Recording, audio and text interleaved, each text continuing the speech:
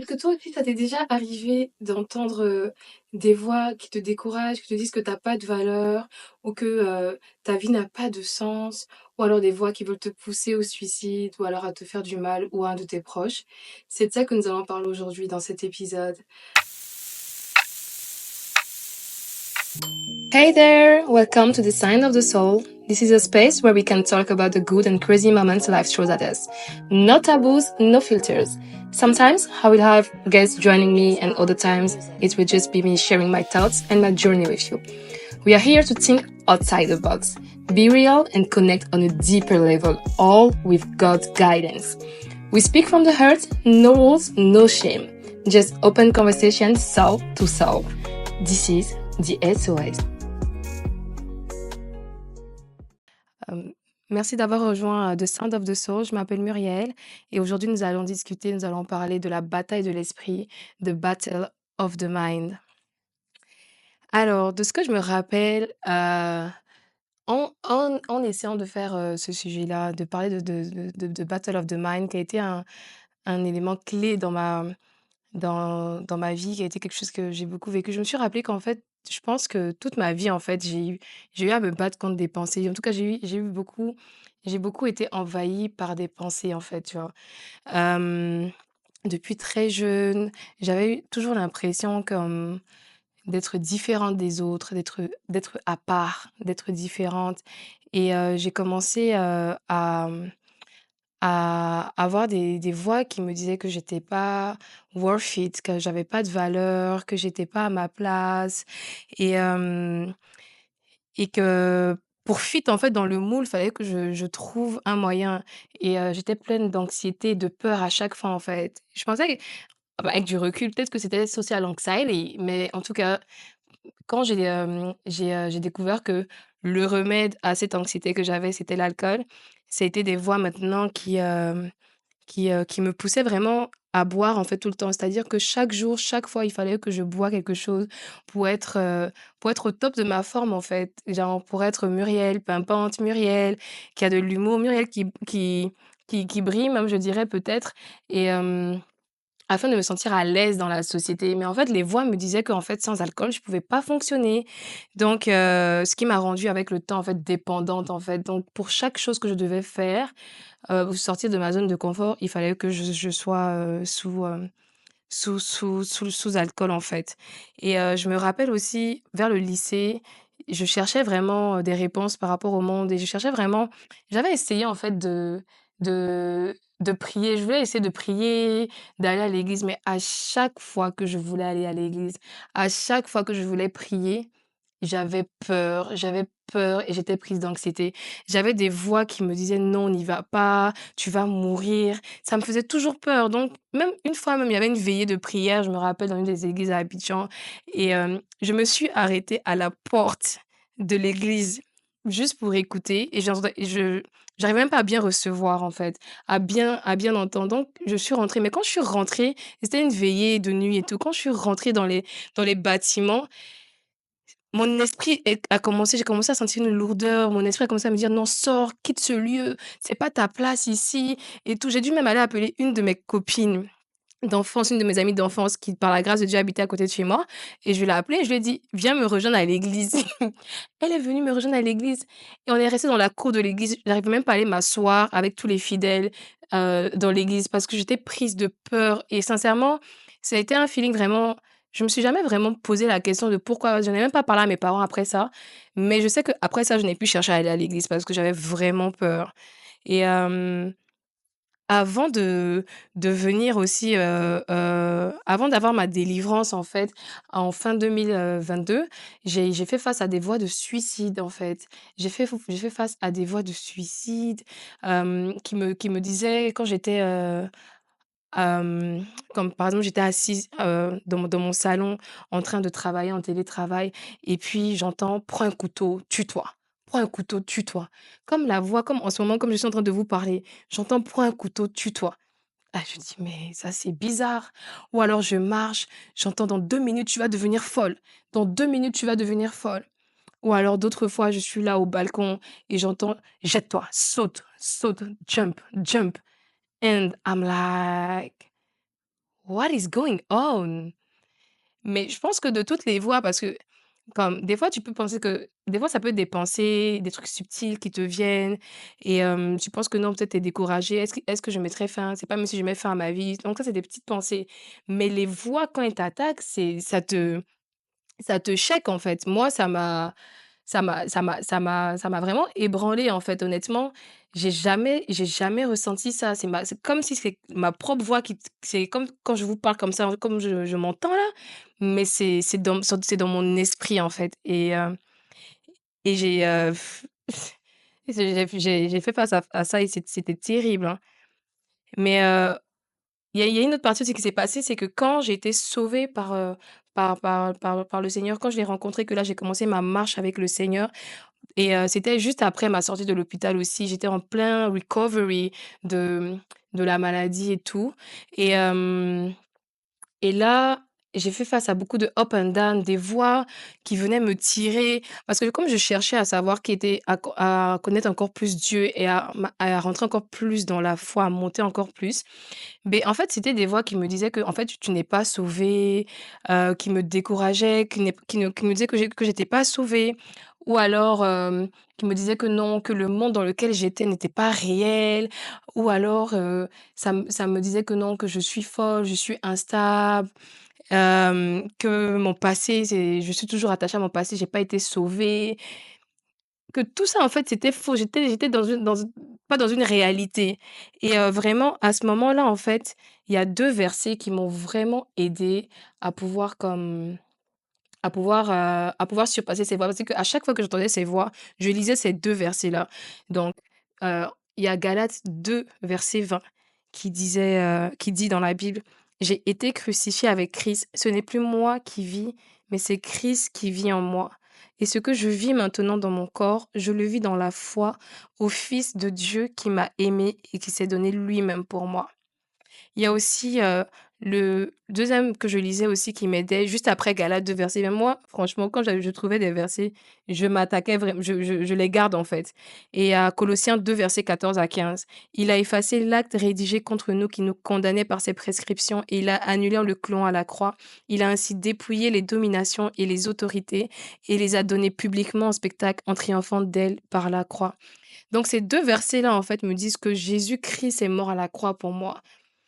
Que ce n'est plus moi qui vis, mais c'est Christ qui vit en moi. Donc en fait, tout ce que je vivais, toutes les pensées, toutes les attaques dans ma tête que je vivais, en fait, elles étaient inexistantes, en fait, parce que Jésus est en moi et il a payé le prix, il m'a racheté. Donc mon passé est mon passé, les choses anciennes sont passées.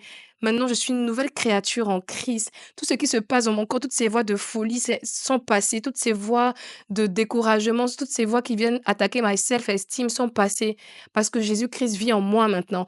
Donc à chaque fois que j'avais ces voix-là qui me disaient: «Non, tu es folle», je disais: «Non, je ne suis pas folle parce que Jésus est en moi». Et il est mort à la croix pour moi, donc je remplaçais ces voix par ces paroles-là et au fur et à mesure que je le faisais, en fait, elles ont totalement disparu. Heu, Bah, je pense qu'on est une génération maintenant qu'on est tout le temps sur internet, donc on est soit TikTok, Instagram, en tout cas toutes les plateformes de social media et on s'entend que chaque jour il y a des nouvelles. Heu, on entend souvent des personnes qui se sont levées un matin, ils ont tué leurs enfants, ils ont tué leurs femmes, ils se sont tués eux-mêmes. Ou ils se sont suicidés, ils ont fini par se suicider eux-mêmes, pardon.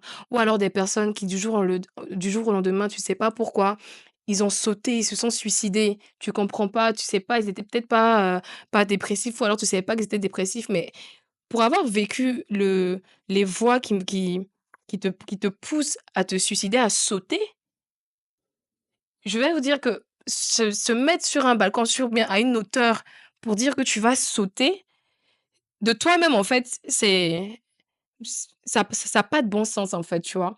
Parce que ça fait très peur, tu as pas envie de sauter, en fait. Tu as pas envie de sauter, donc pour que tu te pousses, que tu décides de sauter, la vie est tellement dure, tu vas aller où? Tu sais pas où tu t'en vas, enfin, il y a trop de trucs, en fait. C'est terrifiant. Pourquoi tu sautes? C'est pas de toi-même.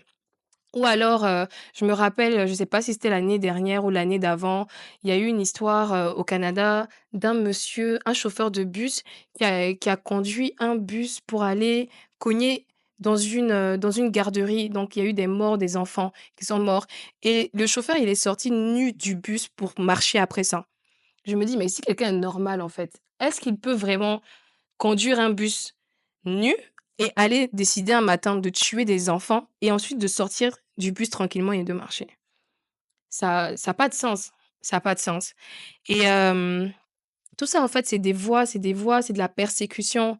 Moi, quand j'ai commencé, ma vie, ma à marcher avec le Seigneur, à vouloir, marcher avec le Seigneur, en fait, c'est ma grande sœur qui a été comme mon guide un peu, qui m'envoyait à l'église et tout. Donc je partais chaque dimanche à l'église. En semaine, j'avais des séances de prière et donc c'était un peu ma sœur qui me faisait faire tout ça et comme l'ennemi n'était pas d'accord avec ça, ce qui a fait que genre j'ai commencé à avoir des voix de haine contre ma sœur. Donc elle est devenue mon ennemie et on vit ensemble donc on vit ensemble. Souvent, je suis assise au salon, elle est assise à la salle à manger, je la regarde comme ça, je la regardais et j'étais en train de me dire: «Mais» j'étais pleine de haine et de colère envers elle. Pourtant, elle m'avait rien fait. Elle, tout ce qu'elle faisait, c'était m'aider, en fait, m'aider à aller vers Jésus. Je pense comme Jésus l'avait choisie pour comme qu'elle m'aide, en fait, tu vois?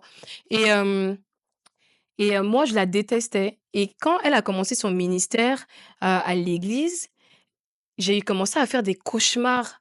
J'ai commencé à faire des cauchemars où je me voyais la détruire et dans la vraie vie, en fait, quand je ne dormais pas et tout, quand je la regardais, il y a des voix qui me disaient de la détruire, de détruire son ministère, de détruire ce qu'elle est en train de faire.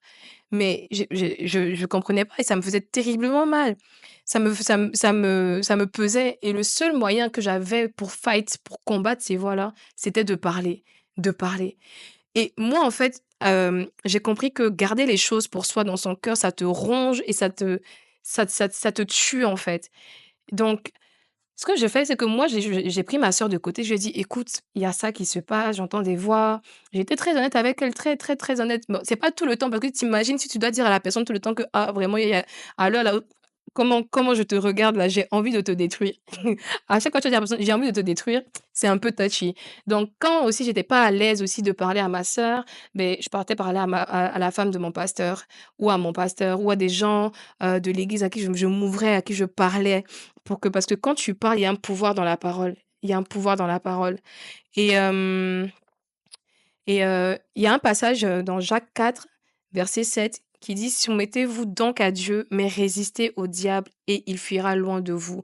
Donc vraiment, à chaque fois que j'ai été attaquée dans mes pensées, je me soumettais à Dieu, je me soumettais à Dieu et je résistais à ses voix, je résistais à ses voix, coûte que coûte. Je m'en foutais que quelqu'un me dise que quelqu'un pense que: «Oh mais c'est bizarre de d'avoir ce genre de pensée, c'est bizarre d'entretenir ce genre de pensée». Ça, c'était pas mon problème. Moi, j'y allais et je parlais. Combien de personnes sont là et combattent des pensées? Tu es là, tu as envie de faire du mal à un enfant, tu as envie de violenter un enfant, tu sais pas pourquoi. Tu as des pensées impures ou bien tu es là, tu regardes quelqu'un et du quelqu'un qui a le même sexe que toi et tu as une attirance pour cette personne. Pourtant, tu sais que tu n'as pas c'est que tu n'es pas peut-être tu n'es pas homosexuel, mais tu as une attirance pour cette personne, mais tu combats ces voix dans ta tête ou tu as envie de faire du mal à un enfant. Il y a plein de choses qui se passent, honnêtement, c'est parce que les gens ne veulent pas parler. Mais et il y en a qui se taisent, mais qui combattent, qui combattent, qui combattent. Et il y en a qui passent à l'acte jusqu'à un jour où ils en peuvent plus et ça devient, des drames. Et moi, je vous dis, c'est vraiment important de pouvoir communiquer là-dessus. De trouver quelqu'un de confiance, c'est vraiment important. Il y a aussi des voix qui attaquent ton self-esteem, ta confiance en toi, qui vont venir te dire: «Non, tu n'as» comme j'ai dit au début: «Tu n'as pas de valeur, tu es nul, tu es bête, tu n'es pas intelligent, tu peux rien faire, tu n'as pas d'avenir, tu ne peux pas réussir». C'est soit des voix que toi-même tu te dis chaque jour et en fait ça commence petit à petit, petit à petit. C'est des petites graines que l'ennemi plante dans ta tête et ça devient en fait ta réalité et tu te retrouves en fait à rester là, à stagner, à ne rien faire. Ou alors c'est des personnes dans ton entourage, ça peut être ta famille, ça peut être tes parents qui te rabaissent, heu, constamment en fait, ou bien des amis qui n'arrêtent pas de te dire des paroles, mais qui viennent toucher à ton self-esteem et qui font qu'en fait tu es bloqué, ça te ronge, ça c'est un film qui défile dans ta tête et Il y a un verset dans la Bible, dans Éphésiens 6, verset 12. La Bible dit: «En effet, ce n'est pas contre l'homme que nous avons à lutter, mais contre les puissances, contre les autorités, contre les souverains de ce monde des ténèbres, contre les esprits du mal dans les lieux célestes». Guys, ce monde-là est spirituel. Avant d'être physique, le monde est spirituel. Comme moi, quand je parle à des gens, à chaque fois, je me dis que en fait, je parle à un esprit. Je parle à un esprit, donc ce que la personne va me dire, je veux savoir la personne est animée de quel esprit. Donc, on ne se bat pas contre la chair et contre les êtres humains, on se bat contre l'esprit. Donc, quand il y a des gens qui te persécutent ton esprit, ou bien que tu as des persécutions dans ton esprit, rentre dans ta prière et combat l'esprit, esprit contre esprit. Et après, ça va se manifester dans le monde physique. La personne va changer de posture, ou bien à force que toi, tu es combattu spirituellement et que tu as contre-attaqué, en fait, à chaque fois, l'esprit de la personne va se fatiguer puis va arrêter de venir te persécuter. Mais on ne se bat pas contre les humains directement. Quand tu vois qu'il y a des comportements bizarres autour de toi, qui viennent déranger ton âme, qui viennent déranger ton esprit, commence à combattre l'esprit. La Bible dit de combattre les principautés et les esprits derrière, mais pas la chair. Donc, tu vas pas aller rentrer en conflit avec la personne, rentrer dans des dramas, rentrer dans des disputes, parce que le diable, en fait, lui, tout ce qu'il veut, c'est vraiment détruire. Mais il faut que tu combattes spirituellement. C'est très important. Aussi, des fois aussi, tu fais face à des voix de peur, d'anxiété. Tu es là, toi seul, tu as peur, tu tu es angoissé, ton cœur bat, tu veux faire quelque chose, ton cœur bat, tu veux faire un projet, tu as peur de te lancer, tu es prise dans un tourbillon, tu es pris dans un tourbillon dans tes pensées, ça roule. Tu as juste peur, en fait, de sauter le pas et même souvent, même au moment où tu veux faire, quelqu'un va venir te décourager et tout. Mais faut toujours te rappeler qu'en fait, l'ennemi là, lui, il est là pour voler, tuer et détruire. Tout ce qu'il veut, en fait, c'est de tuer, détruire, te détourner. Tout. Moi, en faisant ce podcast et tout cet épisode dans ce podcast, la bataille, de l'esprit, The Battle of the Mind, en fait, moi-même, je me suis dit même en fait, ça m'a fait rire parce que ça m'a étonnée. Je me suis pas rendu compte que même moi, j'étais attaquée dans mon mind, dans mon esprit avant de faire de travailler sur cet épisode-là. Mon esprit était embrouillé, j'avais des cauchemars. Donc l'ennemi essaie de me détourner mon regard et ma concentration sur cet épisode, en fait, tu vois? Donc j'étais persécutée dans mes rêves, je pensais à des choses, je voyais des images bizarres et je me suis pas rendu compte, en fait, jusqu'à ce que je m'asseye et que je parle à un de mes grands frères, en Christ et je lui explique ce qui se passe. Il me dit: «Mais en fait, tu es en train de faire un épisode, tu es en train de travailler sur un épisode, la bataille de l'esprit, mais bien sûr que tu vas être attaqué par l'esprit». Donc moi, j'avais oublié que c'est des choses même que genre que l'ennemi allait faire, mais il est rusé. Il est rusé. Lui, tout ce qu'il veut, c'est voler, tuer et détruire. Mais Dieu est venu afin que les hommes aient la vie. Il faut toujours se rappeler. Donc, tant qu'on est sur cette terre-là, c'est un combat constant. C'est constant, c'est constant, c'est constant. On peut pas se reposer parce que lui, il se repose pas. Tous les jours, il veut essayer de t'attaquer. Tous les jours, il vient planter des petites graines. Il passe par des petits, ça commence par des tiny, tiny, tiny, tiny, tiny seeds. Il vient et il plante des petites, petites, petites graines qui, au fur et à mesure, deviennent une réalité. Au fur et à mesure, ça devient gros, ça devient un arbre, ça devient une forêt. Like, faut pas se laisser avoir. Et je dis ça pas que pour vous, hein, je dis ça même pour moi-même. Et aussi dans Éphésiens 6 verset 12, la Bible dit: «En effet, ce n'est pas contre l'homme que nous avons à lutter». Mais là, en fait, je l'ai dit tantôt, mais en vrai, j'ai copié 2 fois le passage. Donc ouais, donc ce n'est pas contre l'homme que nous avons à lutter, mais contre les puissances, contre les autorités, contre les souverains de ce monde des ténèbres, contre les esprits du mal et dans les lieux célestes. Donc toujours se rappeler que le monde est spirituel. Oui, on est là physiquement, mais on est fait de notre âme et on est fait de notre esprit. Le monde est spirituel avant tout. Tout se passe dans le spirituel avant de se manifester dans le physique. Hem, Mes solutions que moi j'ai eues par rapport à mon expérience, par rapport à The Battle of the Mind, la première solution que je peux vous offrir honnêtement, c'est de parler avec la personne, si possible. Parce que ça prend aussi quelqu'un de mature spirituellement pour pouvoir lui dire en fait que en ce moment, vous entendez des voix de jalousie, d'envie, des voix qui veulent lui faire du mal. Si en face de vous, vous avez quelqu'un qui ne peut pas accepter et qui ne comprend pas cette dimension-là du spirituel et qui ne comprend pas ces choses, je vous dirais, d'agir avec sagesse et de ne pas aller lui parler directement, mais de parler à quelqu'un de confiance, de vous ouvrir à quelqu'un de confiance qui va vous aider, un père spirituel, une mère spirituelle, un frère, quelqu'un que vous savez qui ne va pas vous juger, avec qui vous pouvez avoir une, heu, une conversation. Parce que le fait d'avouer et de parler à haute voix, en fait, ça libère, ça libère déjà de la persécution et de l'oppression de ces voix, en fait. Ça vous donne déjà une bataille, en fait. Genre, ça vous donne déjà une victoire sur la bataille envers l'ennemi. Mais il faut vraiment, heu, être sage là-dedans parce que c'est pas tout le monde qui peut prendre et qui peut supporter, qui peut accepter d'entendre que quelqu'un, dans sa tête, veut lui faire du mal, en fait. Aussi, le deuxième point que je vous dirais, c'est vraiment de connaître la parole, connaître la Bible. Guys, ce livre-là et moi aussi mes mains sont vraiment très surchargées, mais ce livre-là, c'est le livre de la vie. Il y a rien de mieux que ce livre. C'est vrai qu'on lit des livres sur les développements personnels, comment avoir de l'argent, comment, s'améliorer, comment guérir des blessures. Oui, il y a plein de livres dehors, mais tous ces livres-là sont inspirés de la Bible, en fait. Oui, je sais que bon, c'est rose, j'aime beaucoup le rose. Je me suis rendu compte que tout est un peu rose, en fait. C'est quelque chose sur lequel on travaille, ça va venir. Mais en vrai, la Bible, c'est le livre de la vie. Guys, il y a tout dedans. Tous les mots, tous les problèmes, toutes les réponses, toutes les questions que tu cherches, tout y est. Et heu, connaître la parole, connaître la Bible te permet d'annuler les voix. Quand il y a une voix, en fait, qui vient, que tu trouves que c'est une voix qui ne te ressemble pas, en fait, que tu n'as pas envie de garder, c'est une graine que tu ne connais pas, que tu n'aimes pas, tu es mal à l'aise avec ces voix-là, en fait. Tu trouves ton passage dans ce livre, dans la Bible et tu annules ces voix. L'ennemi vient, il allume, toi tu éteins avec la Bible. Il allume, tu éteins avec tes paroles.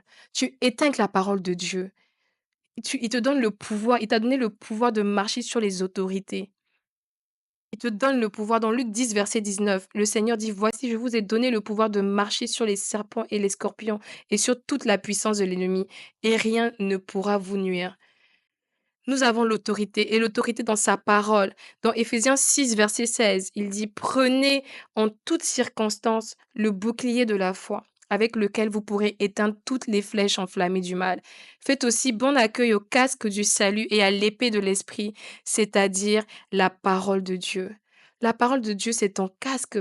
C'est le casque du salut, c'est le bouclier, c'est ton socle. C'est le feu, en fait. L'ennemi parle, tu éteins avec ta parole. C'est important, guys. La Bible, c'est important. Connaître sa parole, c'est important. Il y a aussi, un livre, oui, parce que j'ai dit oui, on lit aussi le développement personnel, mais il y a aussi un livre qui m'a aussi, beaucoup aidée, je vais pas mentir. C'est, le livre de Joyce Meyer, The Battle of the Mind. Je l'ai ici. Honnêtement, c'est un très bon livre. C'est le champ de bataille de la pensée. Moi, je l'ai en français, mais il s'appelle The Battle of the Mind de Joyce Meyer. C'est un très, très bon livre qui m'a aidée au début, quand j'ai commencé ma marche avec le Seigneur, quand j'avais toujours les voix qui m'attaquaient constamment, hem, les voix d'oppression au début, ça m'a beaucoup aidée et donc c'est ça que je peux vous recommander par rapport, à la bataille de l'esprit. Aujourd'hui, je veux faire une prière pour conclure.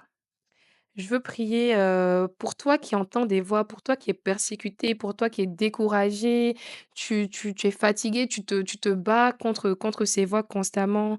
Hem, je veux prier que la voix de Dieu soit plus forte dans ton esprit, dans ton âme et que ces voix-là, en fait, que Dieu te libère. Père éternel, je prie, papa, pour toutes ces personnes qui m'entendent et qui m'écoutent, Seigneur Jésus, en ce moment, papa. Je prie, Seigneur, que lorsque je parle, lorsque je prie en ce moment à tous ceux qui entendent ma voix, Père éternel, soient libérés, papa, du joug de l'ennemi qui est sur leur pensée, Père éternel. Merci Seigneur Jésus de libérer, papa Yahweh. Libère leurs pensées, papa. Coupe Casse, brise les chaînes, papa, de l'ennemi, Père éternel.